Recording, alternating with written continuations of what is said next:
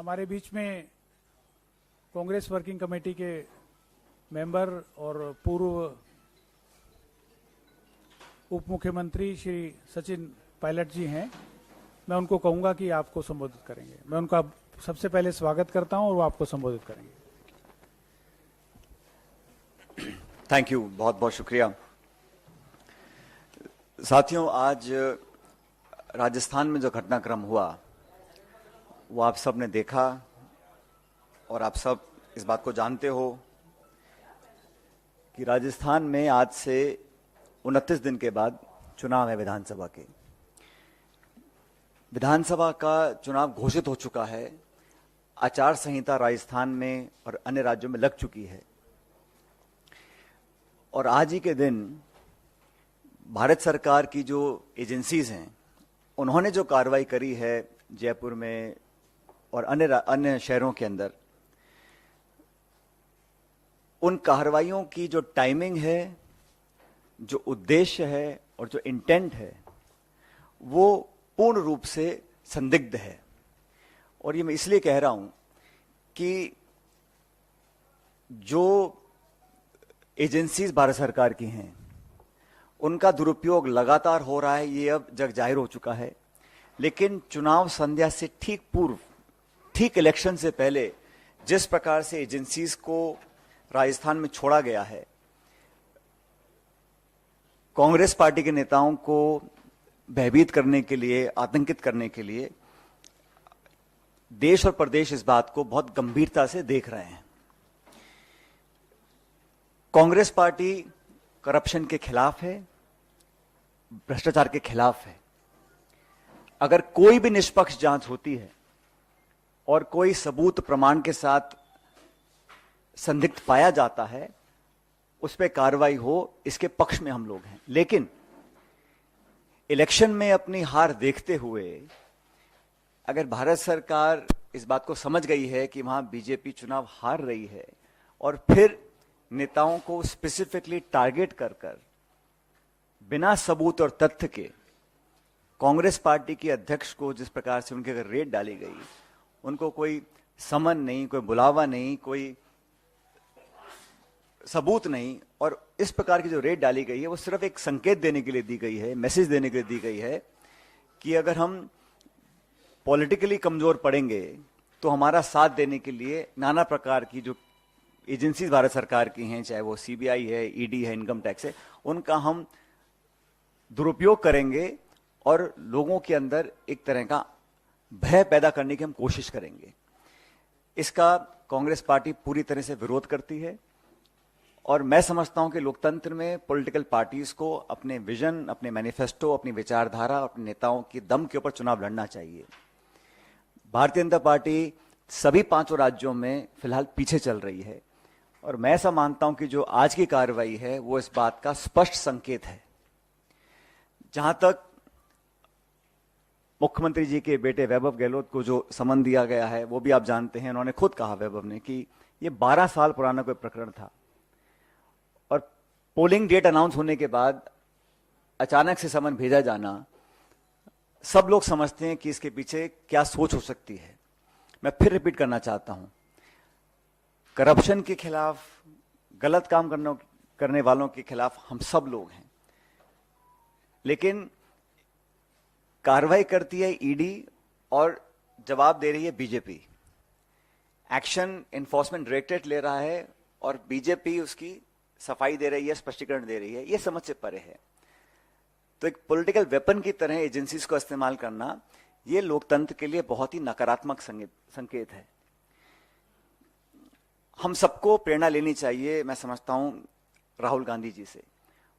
उनके ऊपर भी नाना प्रकार के केस थोपे गए, ईडी ने कई बार उनको बुलाया, हर बार वो पेश हुए, अपनी बात को रखा। इसलिए कांग्रेस के नेताओं, कार्यकर्ताओं को डरने की कोई जरूरत नहीं है। हम लोग ये चुनाव मजबूती से लड़ेंगे और चुनाव जीतेंगे। तो ये जो कोशिश की गई है आज के दिन कि चुनाव से ठीक पहले, जब मॉडल कोड ऑफ कंडक्ट लगा हुआ है, तब आप इस प्रकार की कार्रवाई कर रहे हैं, तो ये बात सब लोग समझ रहे हैं कि कार्रवाई क्यों करनी पड़ रही है। अगर वो चुनाव जीत रहे होते, बहुमत की तरफ बढ़ रहे होते, तो शायद इस प्रकार की कार्रवाई होती। तो जो टाइमिंग है, जो इंटेंट है, जो ऑब्जेक्टिव है, वो संदिग्ध है, सस्पिशियस है। और ये पहली बार नहीं हो रहा है कि इलेक्शन गोइंग स्टेट के अंदर इस प्रकार की कार्रवाई की जा रही है।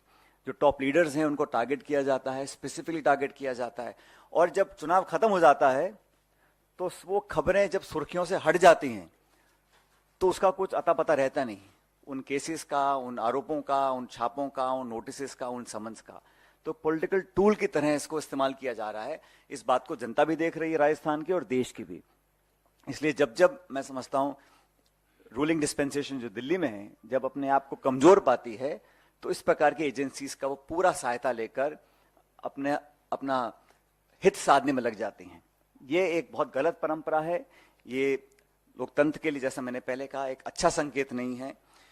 और जैसा मैंने कहा कि आज जो हुआ है उसको पूरा प्रदेश देख रहा है, इलेक्शन गोइंग स्टेट है। राजस्थान के अंदर जब जब करप्शन के इश्यूज आए उस पर कार्रवाई करने की मांग पहले भी होती, आज भी होती आई है। लेकिन अब जब चुनाव डिक्लेयर हो गए हैं, अब जब इलेक्शन सिर्फ 3-4 हफ्ते दूर है, अब अचानक आप जाके पुराने केसेस को आप उठाएं, समन्स भेजें, छापे डालें और एक प्रकार से लोगों को टारगेट कर कर उनका चरित्र हनन करने की जो कोशिश करें। जांच से कोई डरता नहीं, आप कोई भी जांच कराइए, सब जांच फेस करने को तैयार है। जैसे मैंने कहा, राहुल गांधी जी फेस कर रहे हैं, सब लोग फेस कर रहे हैं। लेकिन इलेक्शन की पूर्व संध्या पर इस प्रकार की कार्रवाई होना, इसकी मैं भर्त्सना करता हूं, इसकी मैं निंदा करता हूं कि ये जो किया गया है ये पूर्ण तरह पॉलिटिकली मोटिवेटेड है। आप लोगों के कोई सवाल हैं तो मैं जवाब दे सकता हूं।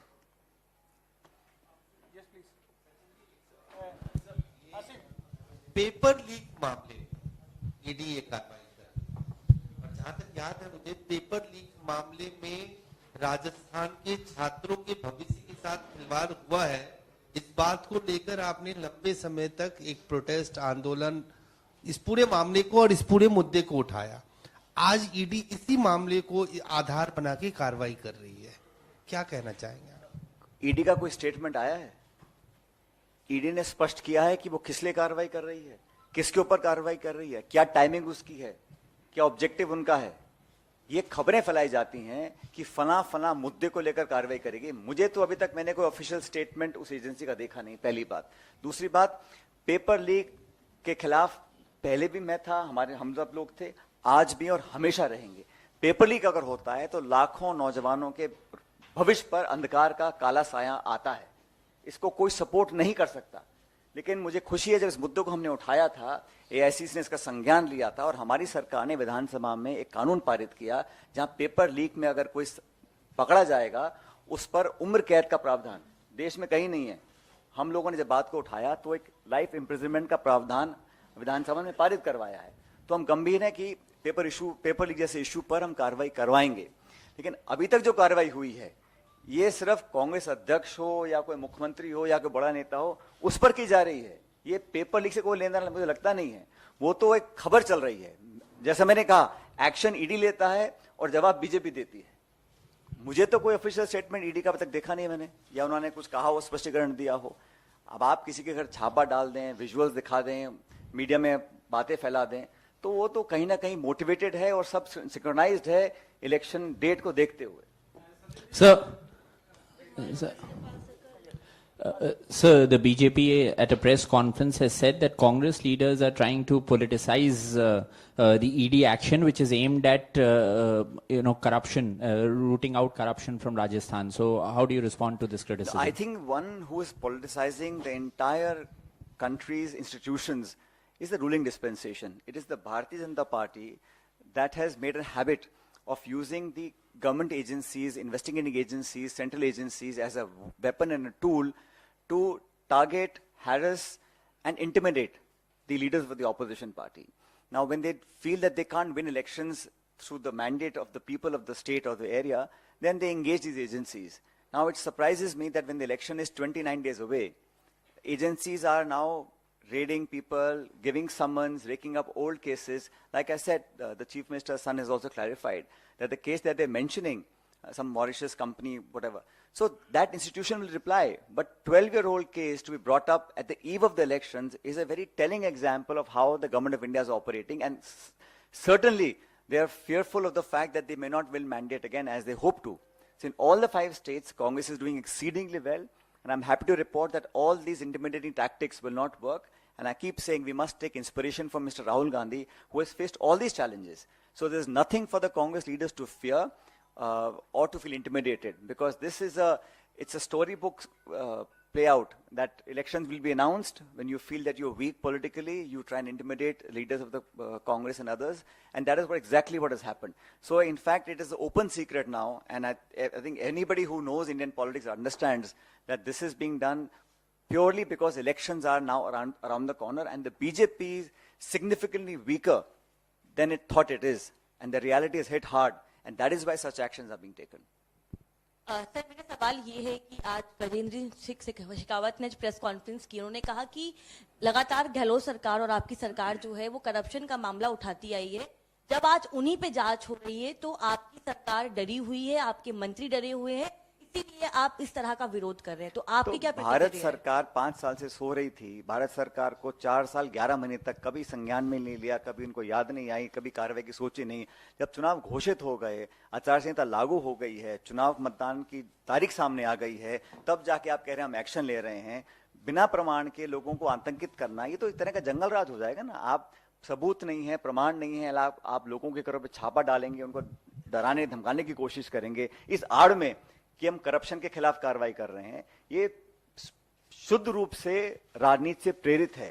ये देश भी देख रहा है, जनता भी देख रही है, मैं उम्मीद करता हूं आप लोग भी देख रहे होंगे। सचिन जी, इधर से ब्रह्म प्रकाश जी न्यूज से मेरा सवाल है कि कुछ दिन पहले अशोक गहलोत जी भी यहाँ आए थे, प्रेस कॉन्फ्रेंस की थी, तो उन्होंने एक बात कही थी कि हालांकि टिकट डिस्ट्रीब्यूशन को उन्होंने कहा कि सब कुछ ऑल इज वेल है, लेकिन आप क्या मानते हैं जिस तरह से उन्होंने कहा कि कांग्रेस में जो उम्मीदवार बनता है मुख्यमंत्री का, वो मुख्यमंत्री कभी नहीं बन पाता है, और मैं मुख्यमंत्री की कुर्सी छोड़ना चाहता हूं लेकिन ये कुर्सी मुझे नहीं छोड़ रही, शायद छोड़ेगी भी नहीं। आपकी प्रतिक्रिया? इस पे प्रतिक्रिया देने वाली बात क्या है? उन्होंने जो बोला वो उनके बहुत दशकों का अनुभव है, अनुभव के आधार पे बोला होगा।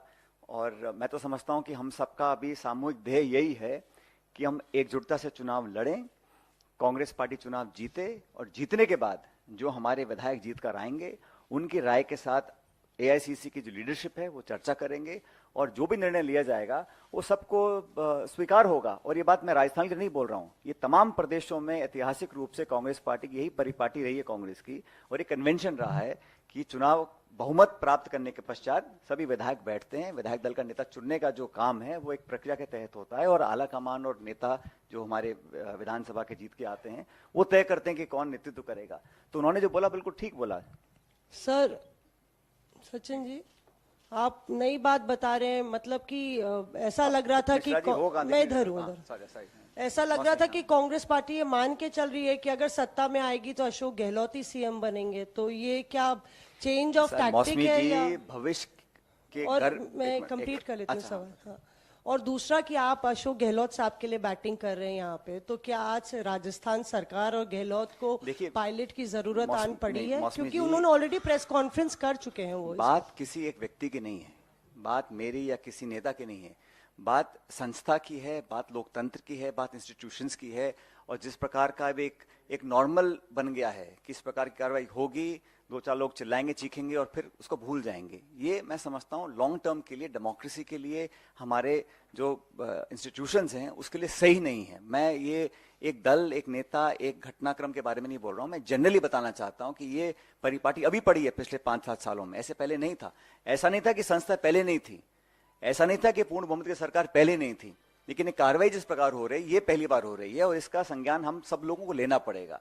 जहां तक आपने पहला सवाल पूछा, भविष्य के गर्भ में क्या है ये किसी को पता नहीं है, तो हम सब लोग तो अभी वर्तमान में काम कर रहे हैं। हाँ, भूतकाल से, इतिहास से, सब अनुभव से सीखते हैं, समझते हैं, संज्ञान में लेते हैं और वर्तमान में कार्रवाई करते हैं, लेकिन भविष्य में क्या होगा ये किसी को पता नहीं। तो हम सबका अभी कलेक्टिव ऑब्जेक्टिव ये है कि हम कांग्रेस पार्टी को जिताकर बहुमत लेकर आए, उसके पश्चात किसको क्या जिम्मेदारी दी जाएगी इसका निर्णय पार्टी करेगी। सब लोग ये पूछना चाह रहे हैं क्योंकि गहलोत साहब ने कहा कि मैं तो छोड़ना चाह रहा हूं, ये कुर्सी मुझे छोड़ नहीं रही और ना आगे छोड़ेगी, तो सब लोगों का ये जानना कि आपके पास चूंकि जिम्मेदारी अब आपकी, कोई केमिकल इस तरह का इजाद आपने किया कि जो चिपकी हुई कुर्सी उसको आप अलग कर सकें, कोई इस तरह का कोई अनुसंधान आप कर रहे हैं? और हमारे यहाँ सुनो मेरी बात, दूसरी बात, एक छोटा सवाल, आपने तमाम प्रक्रिया बता दी कि हमारी पार्टी में ये प्रक्रिया है, तो प्रक्रिया के तहत 2 ऑब्जर्वर गए थे, प्रक्रिया के तहत उन्होंने विधायक दल की बैठक बुलाई, तो उस प्रक्रिया का पालन तो वहां हुआ नहीं, तो आप कैसे उम्मीद करते हैं कि आगे प्रक्रिया का पालन ऐसा होगा? है जो आप, मैं जानता हूं मुझसे क्या बुलवाना चाह रहे हो, लेकिन जो जिस घटनाक्रम का आपने उल्लेख किया है वो भी एक शोध का विषय है कि वो, लेकिन वो अतीत में है। मैंने कहा जो समय निकल गया वापस आने वाला नहीं है। अब हमें आगे की तरफ देखना है। बड़ी चुनौती देश के सामने है। ये 5 राज्यों में अगर कांग्रेस पार्टी जीतती है तो निश्चित रूप से 2024 में इंडिया अलायंस सरकार बनाएगी भारत में। हमारे लिए ये राज्य जीतना बहुत जरूरी है, पार्टी के लिए और देश के लिए, ताकि इस प्रकार की जो घटना आज हुई है ये भविष्य में ना हो। आप जांच करो, इंक्वायरी करो, आप निष्पक्ष, कोई भी एजेंसी जांच करेगी, कोई आपत्ति किसी को नहीं। हम स्वागत करते हैं, अगर तथ्यात्मक प्रमाण किसी के पास हैं तो कार्रवाई करें, मैं तो बल्कि स्वागत करूंगा। लेकिन बिना प्रमाण के सिर्फ इलेक्शन से पहले आप लोगों को छापे मार मार के डराने का काम करेंगे तो मैं उससे इत्तेफाक नहीं रखता हूं, बल्कि कोई भी राइट थिंकिंग पर्सन उससे इत्तेफाक नहीं रख सकता है। तो हमारा अभी उद्देश्य है, क्योंकि चुनाव डिक्लेयर हो गए हैं, हमने काफी 76 या 75 विधायकों के नाम डिक्लेयर किए हैं जो हमारे कैंडिडेट्स होंगे, तो हमारा अब चुनावी मोड में काम चल रहा है। लेकिन बीजेपी कहीं ना कहीं बैकफुट पे है, इसलिए इस प्रकार की कार्रवाई करी है। मैं नहीं समझता हूं कि अगर बीजेपी को लगता है वो चुनाव जीत रहे हैं तो उनको जरूरत पड़ती इस प्रकार की कार्रवाई करवाने की जो आज करी है। सचिन जी, अशोक गहलोत साहब ने जब प्रेस कॉन्फ्रेंस की थी तो उन्होंने कहा था फॉरगेट एंड फॉरगिव कर दिया है, मैंने माफ कर दिया है और भूल गया हूं। तो सचिन पायलट क्योंकि रिसीविंग एंड पे थे काफी जगहों पर, तो क्या सचिन पायलट ने भी फॉरगेट एंड फॉरगिव कर दिया है? वो मेरे लिए बोल रहे थे, खुद के लिए बोल रहे थे, आई डोंट नो, बिकॉज मुझे तो खरगे साहब ने बड़ा स्पष्ट में आपके ही सवाल पूछा। मुझे हमारे आदरणीय अध्यक्ष जी खरगे साहब ने बड़ा स्पष्ट कहा था, जब उनसे मिला था 5-6 महीने पहले, उन्होंने कहा था कि हम सबको मिलकर ये चुनाव लड़ना है। ये चुनाव कोई एक व्यक्ति चुनाव जिता दे किसी भी राज्य में, किसी भी देश में, संभव नहीं है। संगठन चुनाव लड़ता है, एक कलेक्टिव लीडरशिप होती है, उसमें एक अच्छा मिश्रण होता है अनुभव का, युवाओं का, प्रतिभा का, और जो लोग एक्सपीरियंस हैं या जो लोग नए आते हैं राजनीति में, उन सबको साथ लेकर की जिम्मेदारी चलने की हम सब लोगों की है। उन्होंने मुझे कहा था कि Sachin, we have to move forward, तो let's forget the past, forget whatever has happened and move forward। तो हमने तो उस लाइन पे आगे चलने का काम किया है और मैं समझता हूँ यही समय की पुकार भी है कि हमें आगे चलना चाहिए। सर, एक तस्वीर अभी याद दिखाई दे गई जिसमें आप पायलट हैं और पीछे गहलोत साहब बैठे हुए हैं। तो आपने कहा पिछली बातें भूल जाते हैं, तो पिछली बार आप मोटरसाइकिल में तो पायलट थे, सरकार के पायलट गहलोत साहब बन गए, तो अगली बार पायलट बनने की कोई तैयारी है? ऐसा है, जिस आप जो फोटो दिखा रहे हैं वो फोटो काफी पुराना हो चुका है। अब नए नए यातायात के साधन आ गए हैं। वो एक मोटरसाइकिल थी, अब इलेक्ट्रिक गाड़ी भी आ गई है, अब हाइब्रिड मॉडल भी आ गया, अब सब तरह के मॉडल हैं। और जैसा मैंने कहा, ये जो चर्चा कुर्सी की होती है ना, कुर्सी से चिपकने की, कुर्सी पाने की, ये चर्चा आज महत्वपूर्ण नहीं है। आज देश एक बहुत नाजुक मोड़ पे खड़ा है और सबको चुनौती है, इसलिए हम सब चुनाव जीतें, बहुमत प्राप्त करें, उसके बाद किसको क्या जिम्मेदारी देनी है इसका पार्टी निर्णय करेगी। और कौन बैठेगा मोटरसाइकिल में, कौन बैठेगा कॉकपिट में, इसका निर्णय पार्टी करेगी।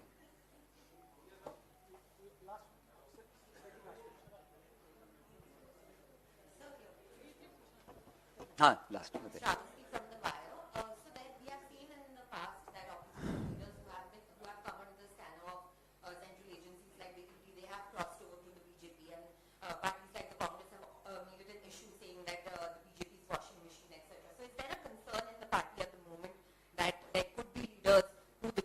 in touch with, and is there a concern about an Operation Lotus in Rajasthan at the moment? You see, now the elections are so close. Any individual who wanted to or has to leave the political party will do or may have already done. I don't think these actions are going to now have a fallout where people will either leave or join parties. Before every election, some individuals leave the party, some join the party. It's a very natural thing that happens almost every state and every election. I don't give it too much credence. Now, these things may happen.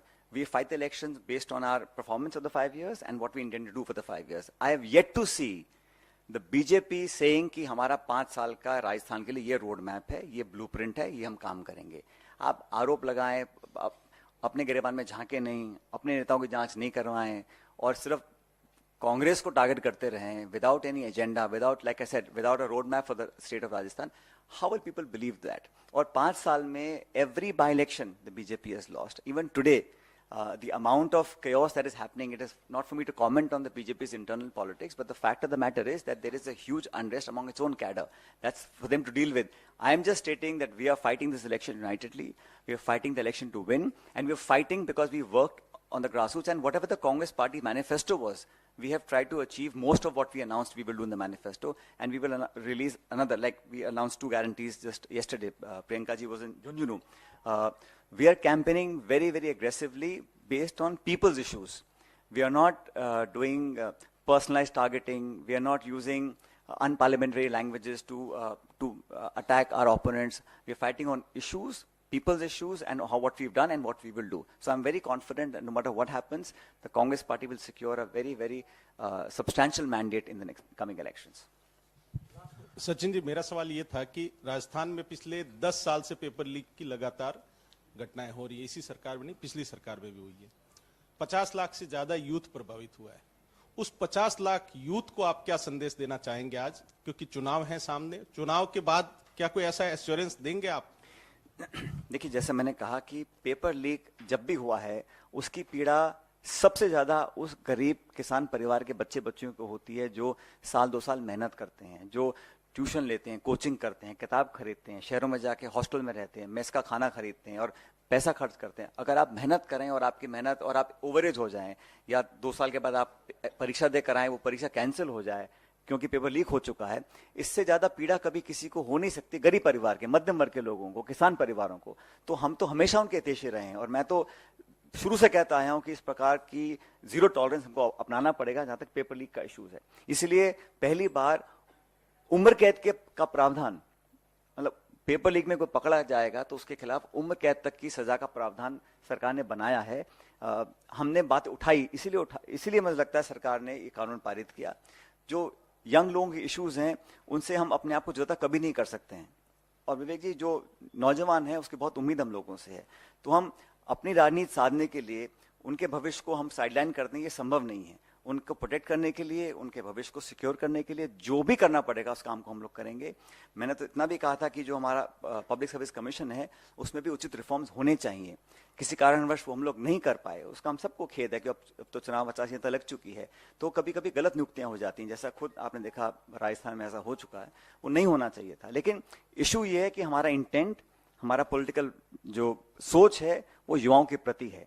और राहुल जी हों, खड़गे साहब हों, सोनिया जी हों, प्रियंका जी हों, हर बार हम इस बात को बोलते हैं कि युवाओं की प्रतिभाओं को हम उचित प्लेटफॉर्म दें, उनको एक सुरक्षित भविष्य का निर्माण हम कैसे कर सकते हैं. और पार्टी का जो हमारा अगली गारंटीज आएंगी, जो मैनिफेस्टो आएगा, वो भी युवाओं पर काफी हद तक केंद्रित रहेगा.